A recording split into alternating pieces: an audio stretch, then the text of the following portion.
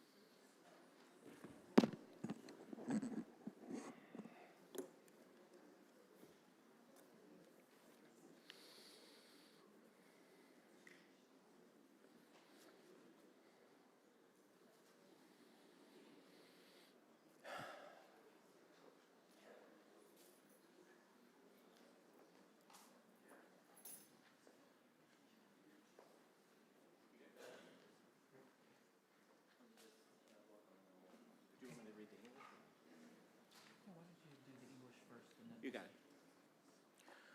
it. On behalf of the Scharfs and the Scharf family, thank you all for coming out on a rainy day, and I guess the weather is appropriate for how we're feeling with clouds and a little bit of darkness and, of course, rain. But this is not easy for any one of us. Everybody in this room, everybody online has some deep connection with Roberta, because there were no shallow connections with Roberta or any of the Scharfs for that matter. And it's really an honor to be here and do what we're doing, which is caring for a family that is most beloved. Were it not for Raquel Scharf, my son would never have graduated 8th grade. Were it not for Roberta Scharf of blessed memory, we'd still be starting services 15 minutes late. And that impact, those impactful moments, I know have happened to everybody, especially when it came to Roberta and her ability to, with love, help us be better people. We're going to begin with, and throughout the afternoon, music as we approach what is called Shabbat Shirah, the Shabbat of song.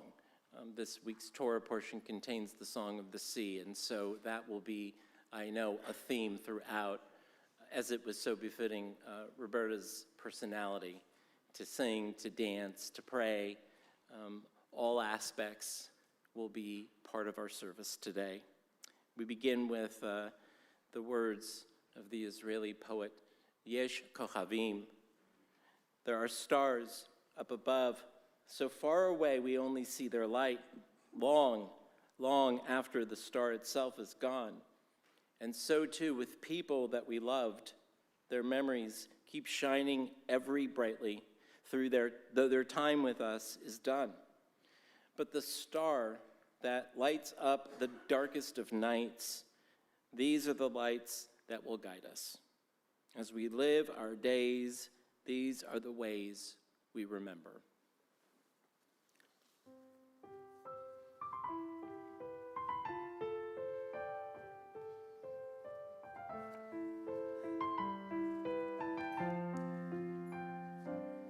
There are stars up above, so far away we only see their light, long, long after the star itself is gone. And so it is with people that we loved.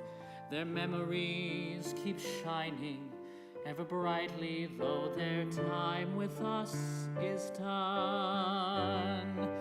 But the stars that light up the darkest night, these are the lights that guide us as we live our days. These are the ways we remember.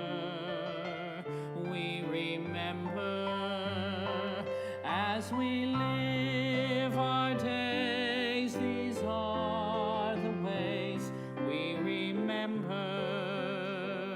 We remember. יש כוכבים שאורם מגיע ארצה, רק כאשר הם עצמם עבדו דינם.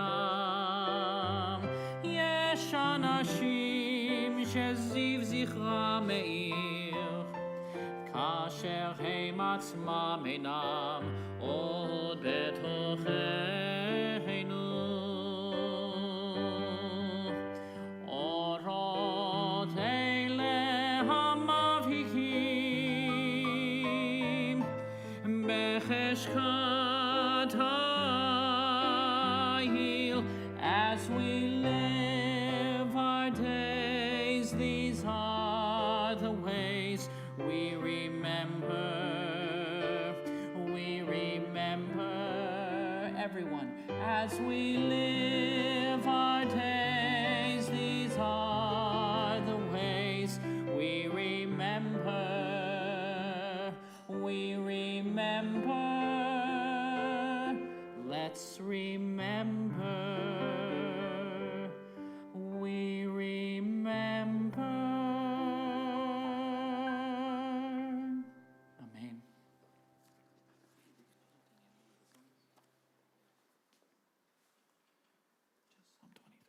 Psalm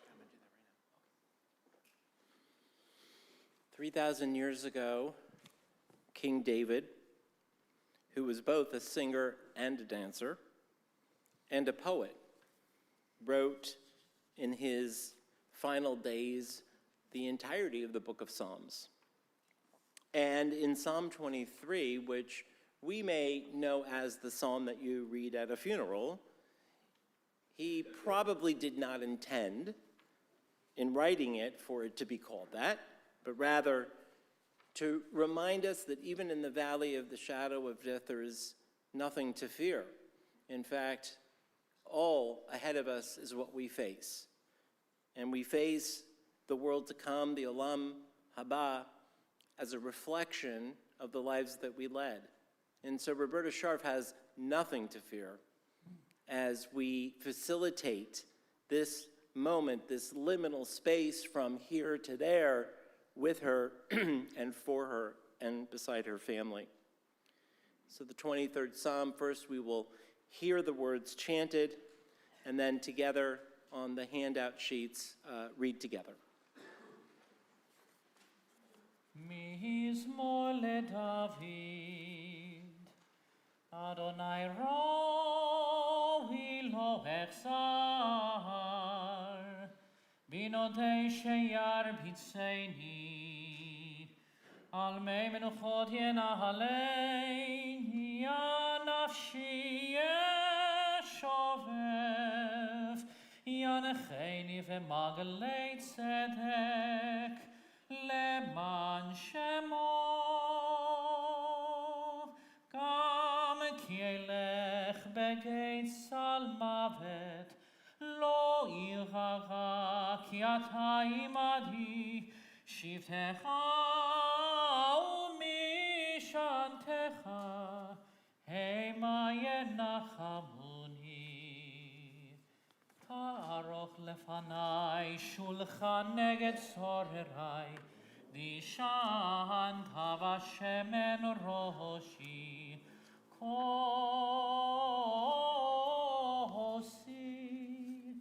revaya, ach tov chesed yirdefuni, kol yemei chayai veshavti beveit Adonai leorech yamim.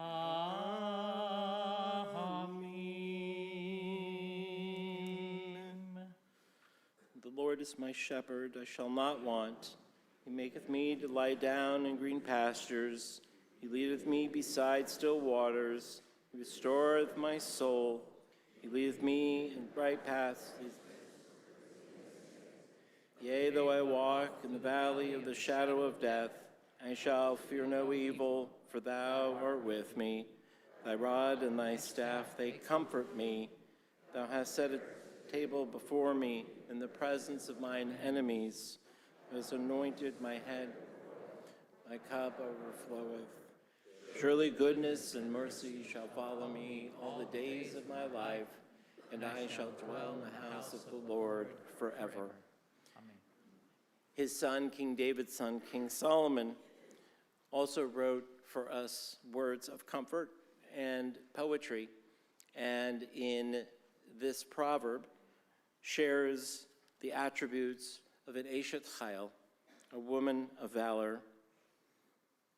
A woman of valor who can find. Her worth is far above rubies. The heart of her husband trusts in her, and nothing shall he lack. She renders him good and not evil all the days of her life. She opens her hand to the needy and extends her hand to the poor. She's always robed in strength and dignity. and cheerfully faces whatever may face her.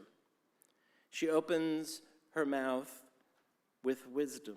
Her tongue is guided by kindness. She tends to the affairs of her household and of her community, and eats not the bread of idleness. Her children and grandchildren come forward and bless her. Her husband and her brother, they praise her. Many women have done valiantly, but you indeed surpass them all. Charm is deceitful and beauty is vain, but a God-revering woman is much and has much to be praised. Place before her the fruit of her hands. Wherever people gather, her deeds will speak her praise. From Solomon to her grandchildren and children, we share not only appropriate words such as these, but memories and thoughts and anecdotes that will help us get to know even better our friend and loved one, Roberta. And so I'd like to call, and with great honor call, Tzipporah Scharf Anderson, and then Sam Scharf Anderson, followed by Raquel Scharf Anderson, Philip Scharf, and then Rabbi Marty Scharf.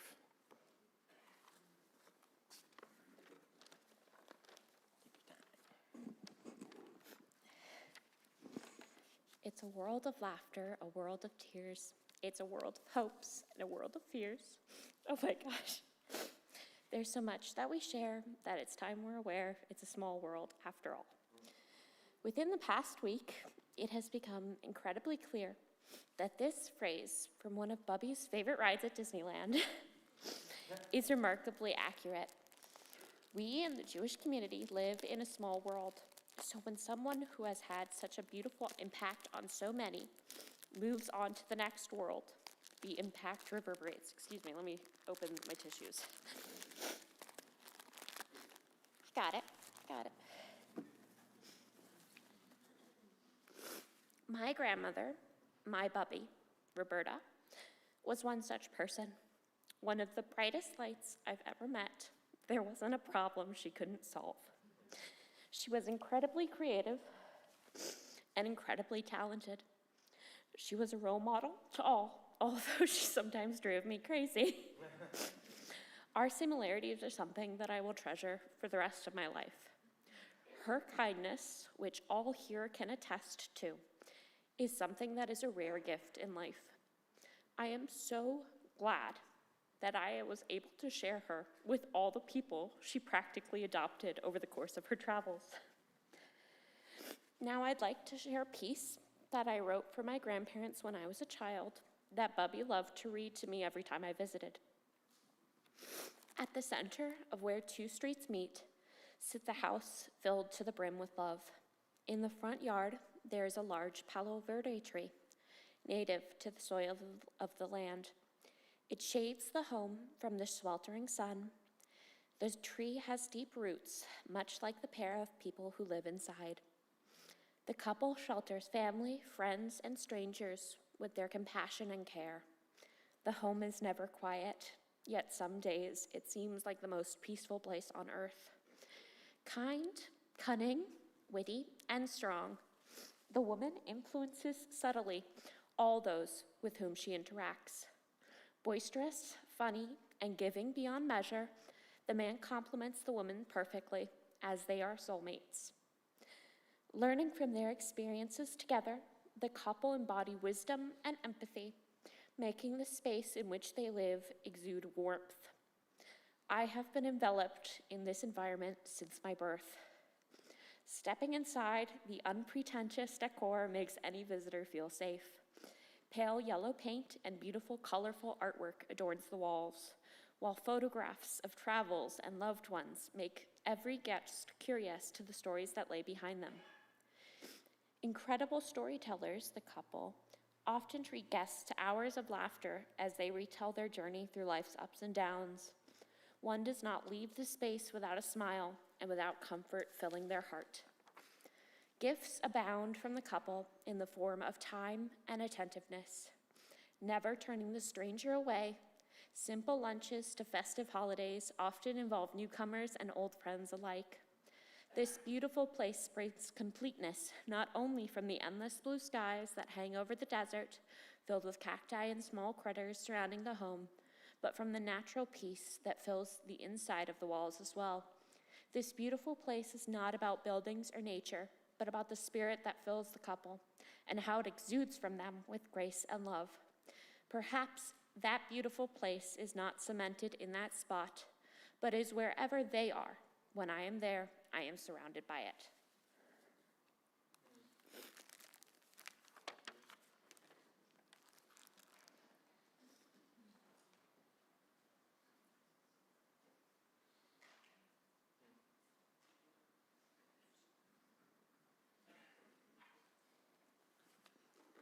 I should have asked to go first.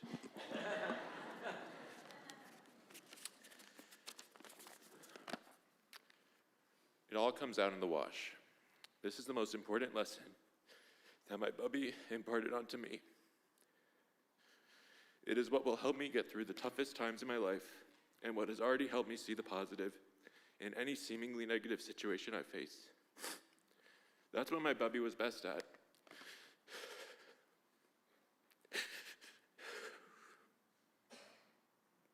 No matter the circumstances, she was always able to find the positive light. Whether it be in a person who said something rude, the illness I faced when I was a teenager, which enabled me to spend months living with my bubby and Zadie, or even, as we all experienced recently, a global pandemic. A pandemic, which again, brought my bubby and Zadie to living with us for several months at a time. My relationship with my grandparents has been a very close one.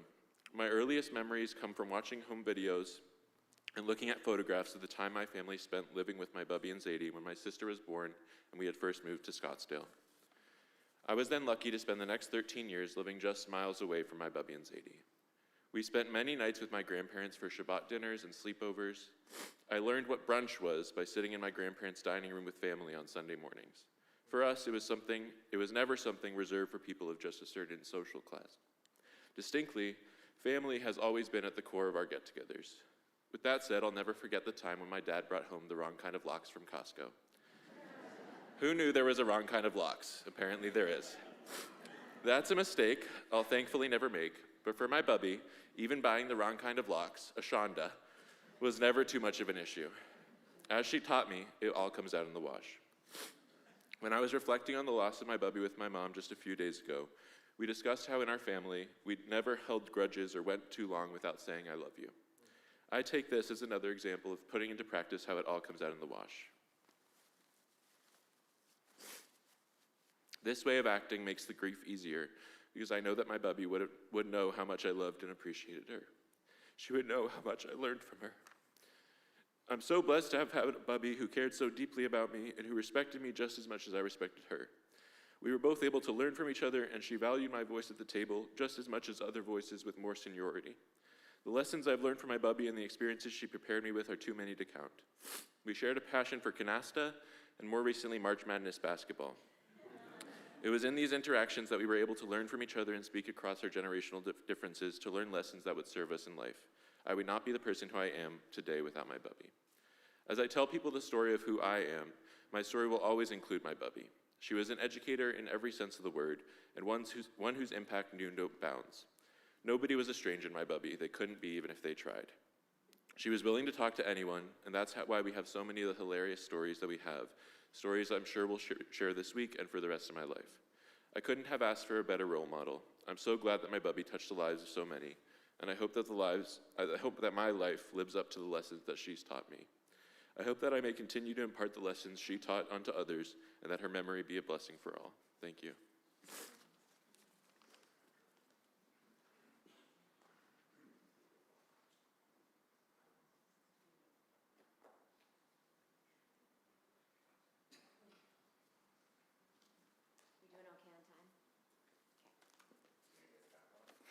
I just want to make sure we're not going too fast or too slow or anything. It's nice to see everyone. Smile though your heart is aching. Smile even though it's breaking. When there are clouds in the sky, you'll get by. Our mom had a remarkable neshama, and today we celebrate a woman whose light touched the lives of everyone fortunate enough to know her. Our mom, Roberta Middleman Scharf, was a teacher and storyteller, and she left an indelible mark on this world. Mom's life was a testament to resilience and richness that goes beyond material means. Born to humble beginnings, she was bestowed with a wealth far greater than any fortune, the wealth of love, wisdom, and kindness. Her parents worked tirelessly to provide her and her brother Arnold with opportunities, setting the foundation for the incredible journey that would unfold. At 17, she crossed paths with her soulmate, her Beshert. In her relationship and marriage with Dad of 59 years, she found a love that knew no bounds. Mom's teachings were not confined to a classroom. They were woven into the fabric of her everyday life. This was done implicitly through her actions and interactions, and explicitly through the words she carefully chose to share. Her lessons were simple yet profound, and created for me a roadmap for how to live a good life. Mom taught me an endless number of lessons on how to live life. One of the earliest I can remember was when I turned 8 years old. On my birthday, one of my friends gave me a used bottle of perfume with just a little left inside. My mother told me the greatest gifts are those that come with a sacrifice from the gift giver. She worked hard to help me have perspective, and that my feelings were valid, but that there were also others in the world who have struggles, illnesses, and pain. She fostered in us and in her grandchildren the importance of understanding and empathy. Mom also loved to laugh. Together, we loved to shop. I remember a time as a teen trying on jeans that I could not get back over my ankles once I'd put them on. We laughed so hard we almost threw up, thinking that I was going to have to be cut out of those pants. Our mother loved to celebrate. In fact, she had a mantra to always celebrate the simcha. When I was young, it was not uncommon, wherever we were living, for each holiday to be celebrated by 30 people lovingly squished into our home. Some we celebrated with annually, and others my father literally just met and brought home. Each was welcomed with a hug and a smile. My mom would make the soup go a little further by adding some more water, and nobody knew the difference. Hundreds of people would come to our backyard annually for Sukkot, and smaller groups to light the Chanukiah in the front yard. My mom showed by example that, I have to stop and go back. Our mom showed, she hated when you said my instead of our. Our mom showed by example that family is important. Every summer as children, we would travel to see family in New Jersey, in Florida, in Georgia, in Maryland. And then she fostered wonderful friendships, building a village of friends for our family. They were friends that became family, and they watched us grow. From Texas, Illinois, Minnesota, and Ohio. Our mother made friends everywhere. This week, I called and wrote to share of her death to people who my mother has known all of her life, to people that she's worked with, to people she played games with, to people she's never met in person but played canasta with online, and people she met while cruising all over the world. We learned from Mom that relationships enrich your community and your life. And that can be seen here today from those of you who are present and those of you watching online, supporting and remembering our mom with us. Interwoven into everything she was teaching us and later to our children was a love of Judaism. We learned lessons about generosity, watching her seeking ways to give to others. We learned our traditions, and man, did she love celebrating Shabbat. Mom also loved to sing and dance with Dad. She loved Jewish artists like Debbie Friedman, and she loved Barry and Neil. On our car trips each summer, she would teach us songs that her parents taught her, and camp songs, and all the songs that she and Daddy loved, and we sang them often and with abandon. My mother loved deeply. She was accepting of everyone, and she wanted to make this world a better place.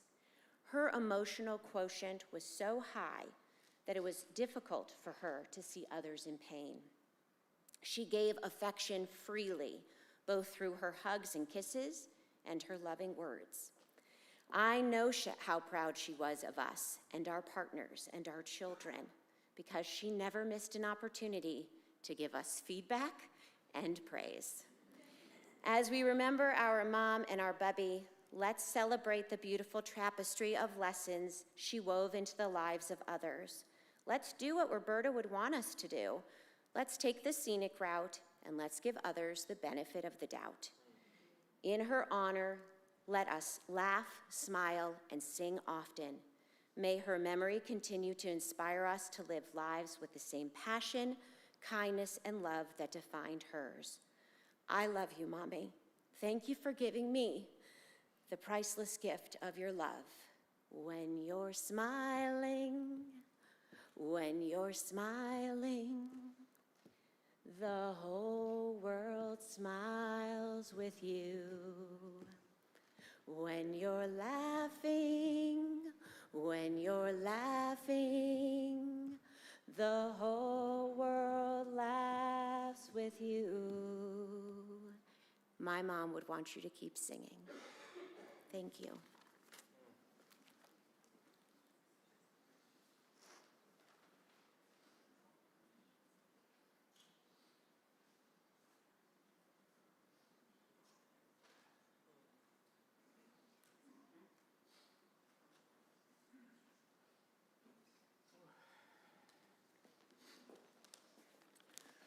Sam, we were set up together, my friend.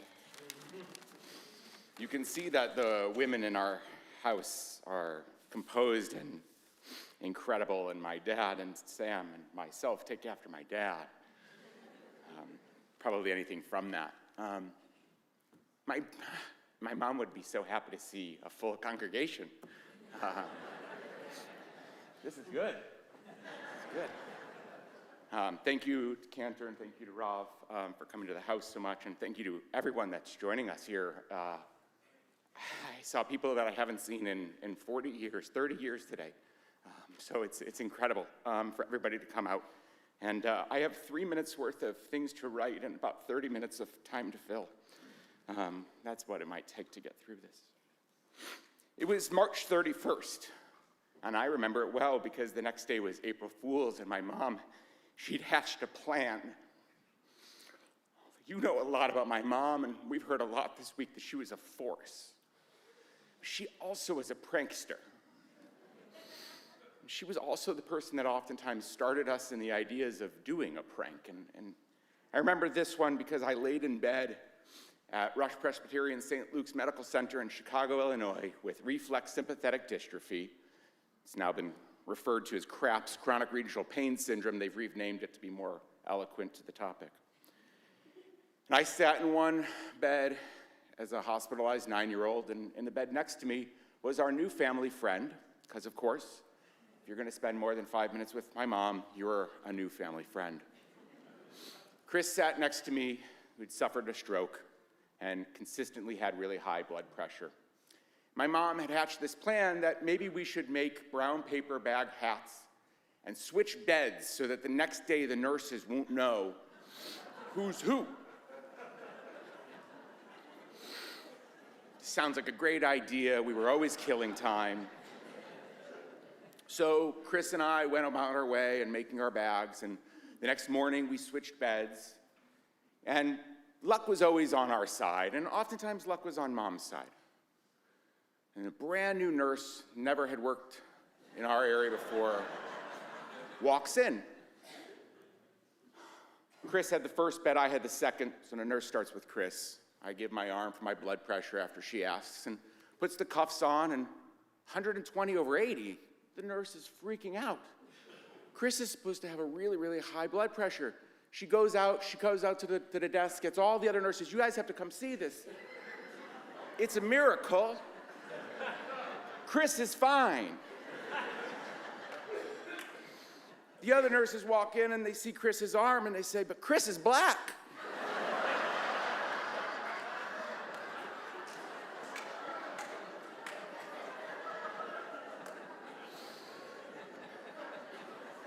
And that was my mom. Her idea, switch those beds. And, months later, after I got out of the hospital, Chris's family came to the house, and we remained friends for years after. And that was what my mom always did. Raquel mentioned, we always would take these long road trips. My dad, being a rabbi of a Jewish desert, meaning there was nobody to cover any shifts on Friday or Saturday, we took the entire month of vacation he got in one block in the summer because it was the easiest. So it meant that for an entire month in a row, we would go on a road trip in a 1978 brown station wagon with the rear-facing seats. We had a tape deck that we would take portably because there was none in the car. And as Raquel mentioned, we would sing the entire time, and not only sing, but create our own songs and record our own songs and then play those back for anybody that came to the house. And we would get all around the country every single summer just bonding as a family. My dad, being a short man, would always have trouble getting stuff out of the car top carrier. My mom would always be screaming at him about it. It was a really wonderful, wonderful time. But my mom was also a practical person, as many of you all know, and she was never wasteful. She would always donate everything that was left over to anyone and donate her time and her love and her energy. And she also wanted to make sure that we weren't wasteful in the energy of the car. And so my mom, on her own, installed about 11 mil plastic right behind my sister and I's heads so that the air conditioning wouldn't get to the luggage in the back of the station wagon. My sister and I were the collateral damage because we would sweat profusely the entire month-long vacation sitting next to that plastic. My mom was a DIYer, and she thought that she would be able to do all of the window tinting of that same car herself. And I know the Troys are here, and I reminisce with Scott Troy, a childhood friend, this week, that we used to sit in the back seat and pick at those bubbles that would form and just drive her crazy. But I don't know that I ever heard my mom yell a single time. She loved me no matter what I did, whatever we did, but it was usually me. She was the most understanding human I've ever met. I called her about January 9th, 2001. I never knew what I wanted for my birthday or for Hanukkah. I never know now. She used to always ask. She'd always have to figure out something. So I called her. I was someplace in Israel, and I said, my birthday last month, I finally figured out what I want. I want to stay in Israel for an extra week. I've met some new strangers I want to become friends with, and I want to stay here and continue to travel. My mom arranged everything. She changed my flight. She called every relative and every friend we have in every single city in Israel and gave them a heads up that at any time I might be showing up for dinner or to sleep. And about a week later, when I told my mom I'd actually left and gone to Egypt for the week, she wasn't mad, but she was very worried about me. She never cared that I had wasted her time or that she'd called all of her friends and made all these arrangements. She was just grateful that I was safe and had had a great time. And she was grateful that I was coming home. She was good at almost everything. The only thing she wasn't good at was harmonica. So on her behalf, I've learned her favorite song to play, and I'm going to play her rendition for all of you. She loved and was working actively on Twinkle Twinkle.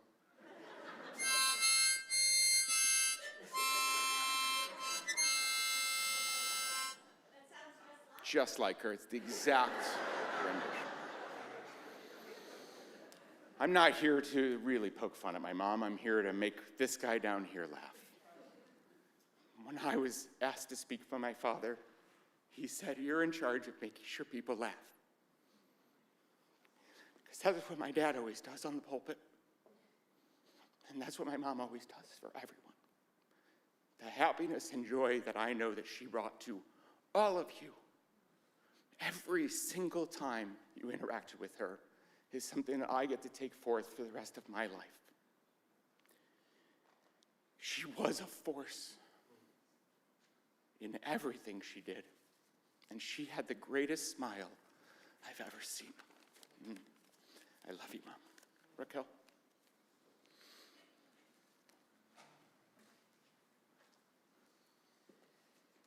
You want to stand on this side of me?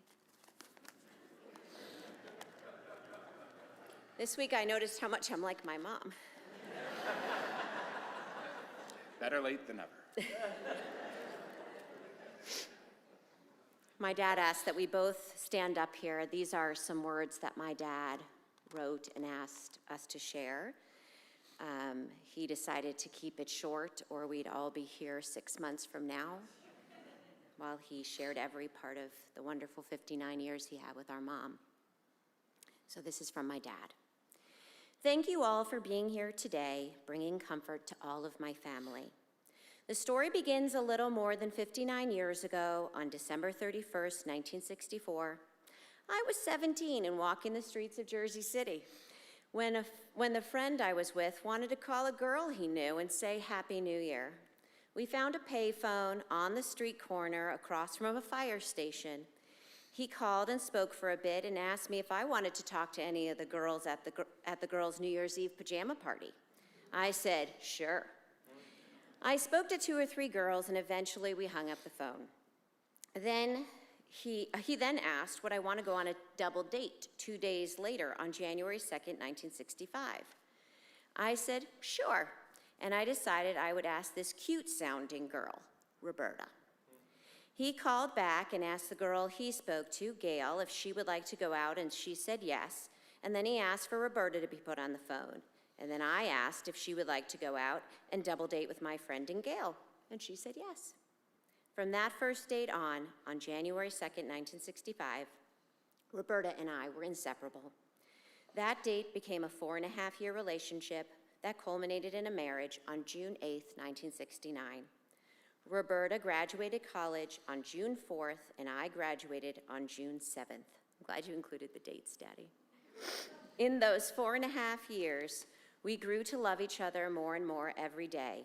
The only time we were apart for any length of time was when I studied in England for a semester my junior year.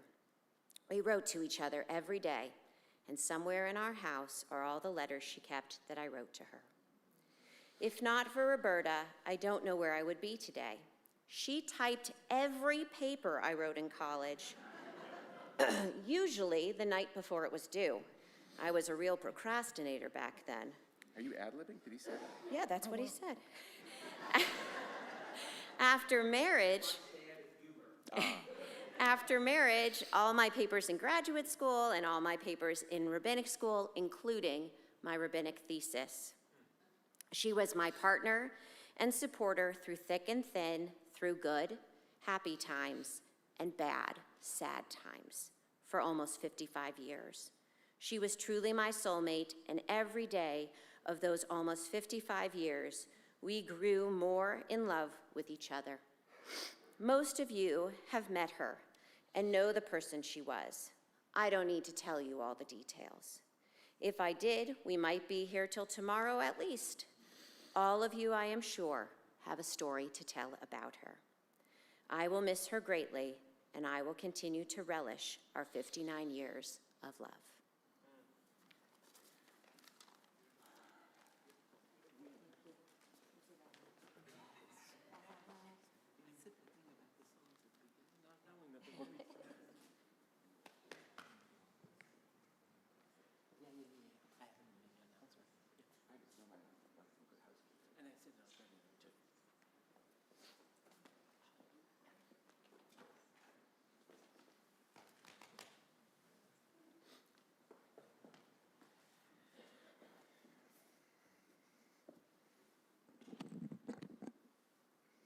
Roberta was a fan of many poets, one of whom the great Leonard Cohen of blessed memory. So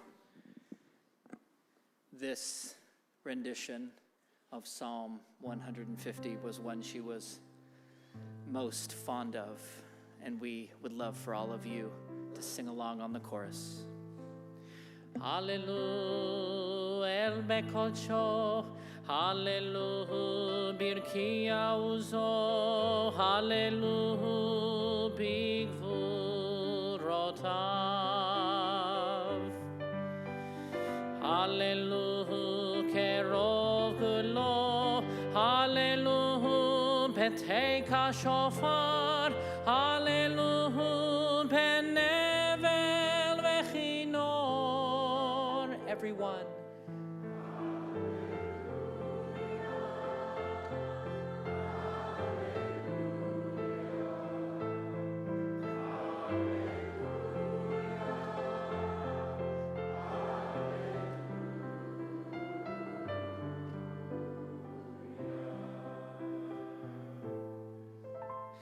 Hallelujah, betof machol, hallelujah, beminim eveugav, hallelujah, betzilzlei shama.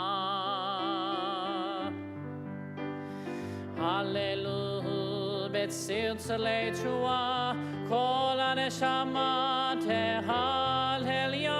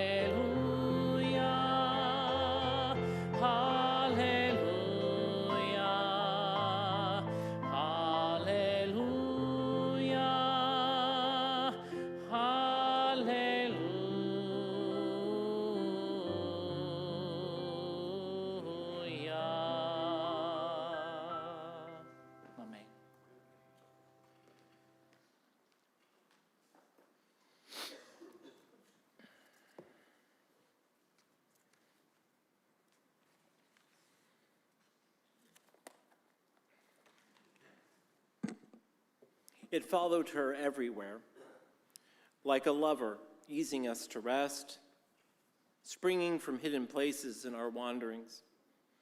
Always, always we were thirsty, angered. By our wailing, she'd stamp her feet. Even from the pools of her heel prints we drank.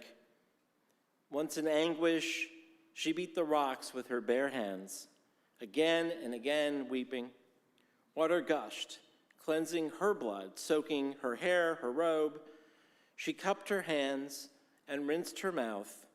She splashed, she played, laughing, we filled our bellies. She was the one we followed, who knew each of us by name. Healing rose from her touch as drink from the deep, as song from her throat. She was the well in all our hearts. We called her not Miriam, bitter sea, but Maim, water. It is so difficult to stand before a grieving family at such a time. And following profound words that make us laugh and make us cry and make us feel, to even attempt to bring comfort is but folly. The challenge of adding to such, as Raquel called it, a tapestry, is lightened, however, when contemplating this very bold divine fingerprint we find in the connection between this day and the Torah portion of this week, B'Shalach. Jews don't do astrology, we do Torah. And something about the Torah portion of the week that we are born and the week that we die says something, not always, but sometimes, something incredibly indelible. This is to say that we find almost miraculous connection, wonder, awe between this week's Parsha, which contains Shirat Hayam, Miriam's Song of the Sea, and Roberta Scharf, life and gifts of her heart. This, among other things we will see today, are rare. They are the jewels in the crown of a life not just well-lived, but a life deserving of what I call a divine wink. Tradition teaches that the Song of the Sea, as it has been called, was led by Miriam, the prophetess, the sister of Moses and Aaron. That was not an easy job. According to our rabbis, the descriptor prophetess is used here to describe Miriam's extraordinary ability to use words to express feelings. Accordingly, the word prophetess is also used to describe someone who preaches truth and kindness, encouraging others to behave morally and ethically correct on a deep, deep level in honor of such a deep, deep person.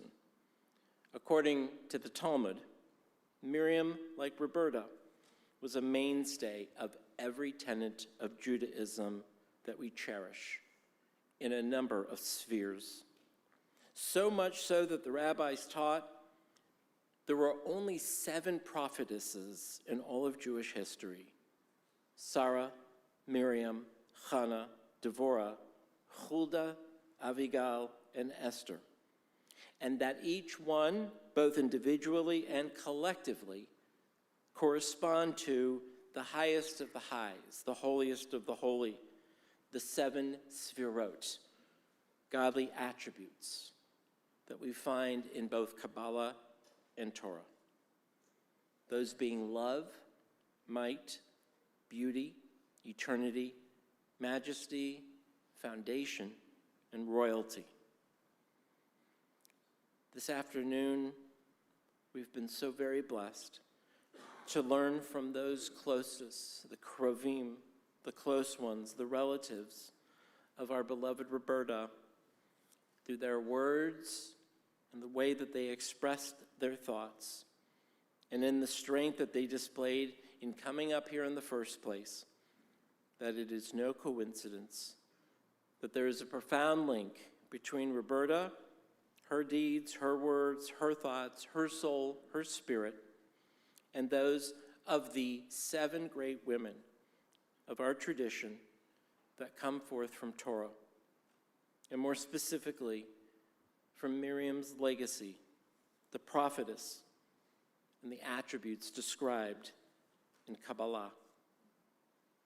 This is all an oversimplified, albeit from the heart way, of saying that Roberta left, again, from my friend Raquel, an indelible mark on our hearts and our minds and our souls. She loved deeply. She had strength of spirit and character. She was a beautiful woman from the depths of her heart and mind. She was majestic, not only in her fandom of Disney, but in her ability to seamlessly bring our community together and to creep into our hearts and remain there.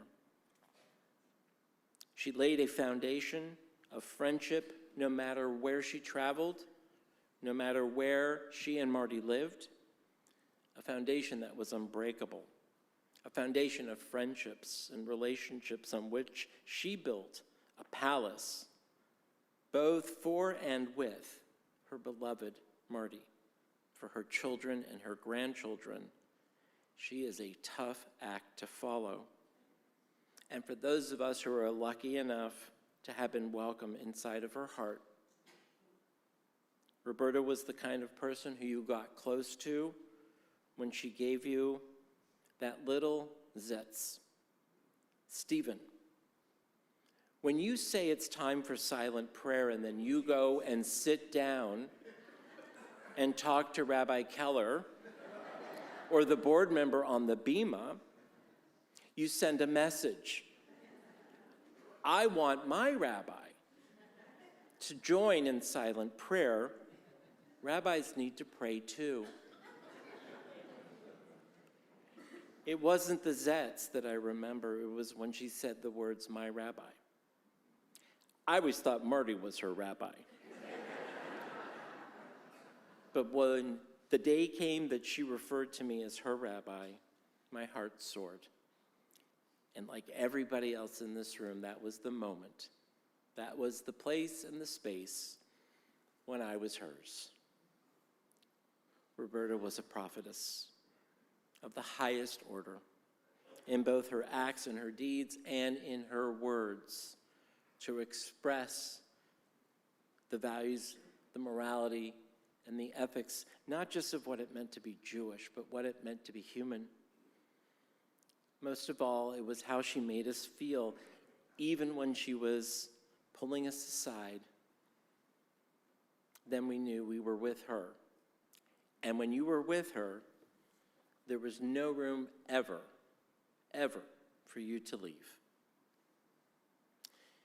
It would be trite after all of these words to simply say on your behalf that our condolences are with you, with her family and her friends. Rather, in the spirit of Roberta, to call it as we see it. Our hearts are broken. We are in a state of disbelief and deep sadness. At Shabbat services last Friday, there was a palpable heaviness and pain. It was hard to pray. It was hard to sing. But we did it for her.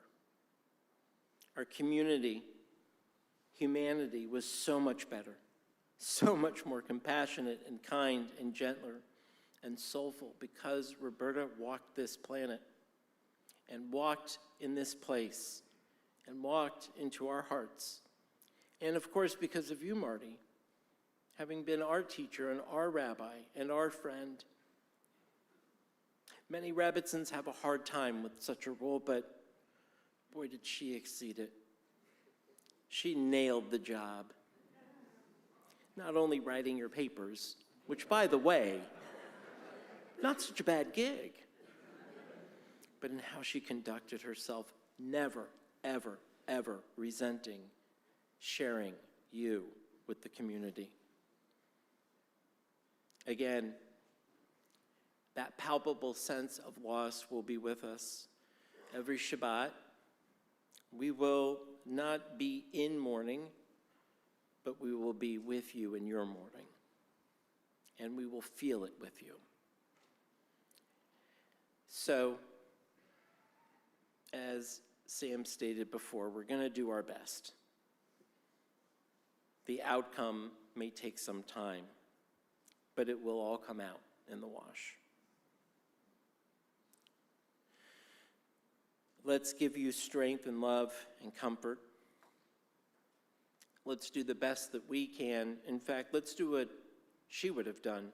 Let's go above and beyond and push and nudge ourselves to do even better than we can, to bring comfort to Marty, to Raquel and Eric, to Philip and Amanda. Of course, to Roberta's brother, Arnold. And those jewels of her crown, the gems of her heart, Sam and Zipporah, Cricket and Joshua. Zecher Tzadik Livracha. May Roberta's meritorious acts, the prophetess Roberta, her acts of righteousness like those of Miriam, be our blessing. And may her memory, her living memory, inspire us to live as she did, with our own hearts on our sleeves. It's okay to be vulnerable, with a deep and abiding commitment to pursuing righteousness everywhere, in her every endeavor, and may we become even greater blessings in this world as she was. Amen. So in keeping with the theme of today, reluctantly, this will be a first. But for Roberta, anything. With inspiration from Roberta and the life that she shared, and yet again, this beautiful divine tie-in with Miriam's song, her favorite piece of Jewish music, written by the late Debbie Friedman, we will now raise timbrels and egg shakers and kazoos. Yes, kazoos. Like our ancestors did over 3,000 years ago, by order of Miriam herself, passed down through the generations to our beloved Roberta. Let us acknowledge the miracle of love and life, even from the depths of our suffering, as they suffered, and from their subjugation came out of that water, singing, founding their voices, even in their sadness, to give them strength. We're going to sing Miriam's song. We're going to keep these timbrels. We're going to take them home. We're not leaving them on the ground at the shul. And these are going to be our reminders of this day, probably the only time in your entire life that you will have sung Miriam's song at a funeral service in honor of and dedication to, with all of our hearts, our beloved Roberta. Hit it. Let's do it. And if any of you are moved to stand up and dance, please do. 1, 2, 3.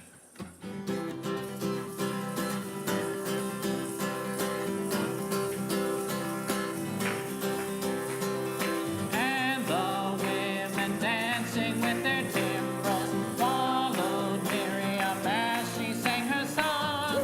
Sing a song to the one who we've exalted. Merry man, the women danced and danced all night long. And Miriam was a weaver of unique variety. The tapestry she wove was one which sang our history. With every strand and every thread she crafted her delight. A woman touched with spirit, she dances towards the light. Everybody! And the women dancing with their timbrels followed Miriam as she sang her song. Sing the song to the one who we've exalted. Miriam and the women dance and dance the whole night long. When Miriam stood up on the shores and gazed across the sea, the wonder of this miracle led she to believe. Whoever thought the sea would part with an outstretched hand, and we would pass to freedom and march to the promised land. 1, 2, 3, and the women dancing with their timbrels followed Miriam as she sang her song. Sing the song to the one who we've exalted. Merry man, the women dance and dance the whole night long. And Miriam, the prophet, took her timbrel in her hand, and all the women followed her, just as she had planned. And Miriam raised her voice in song, she sang with praise and might. We just lived through a miracle, we're gonna dance tonight.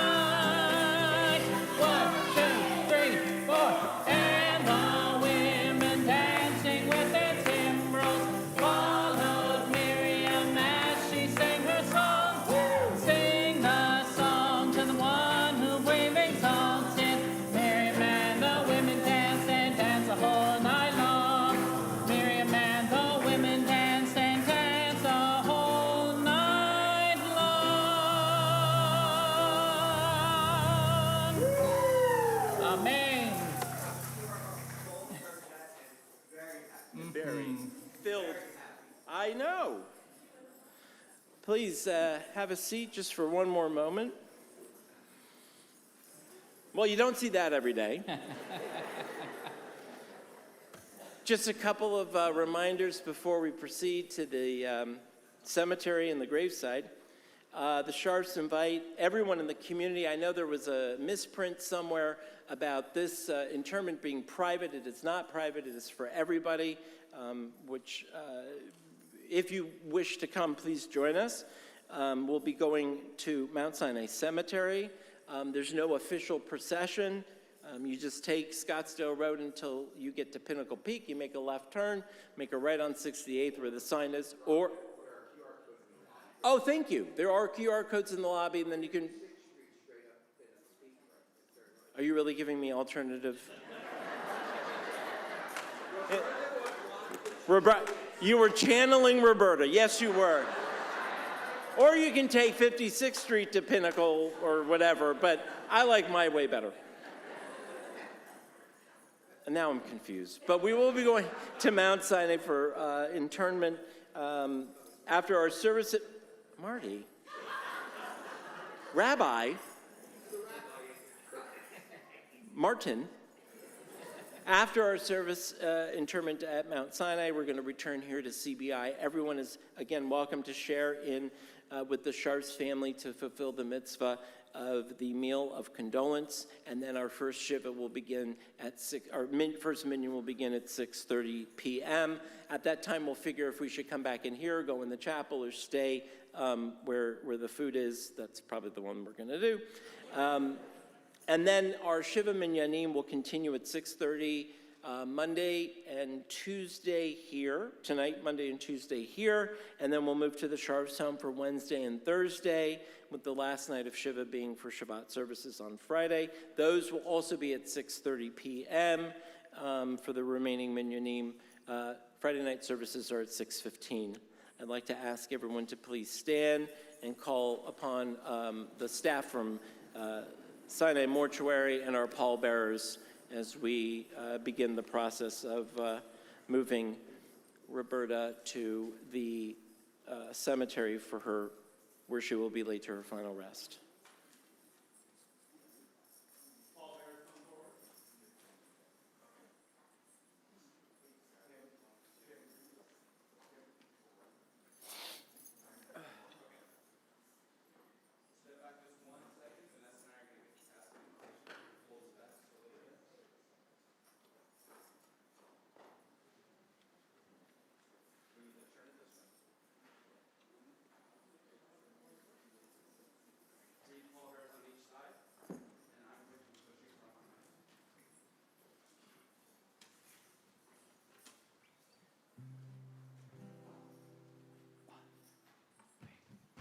Yah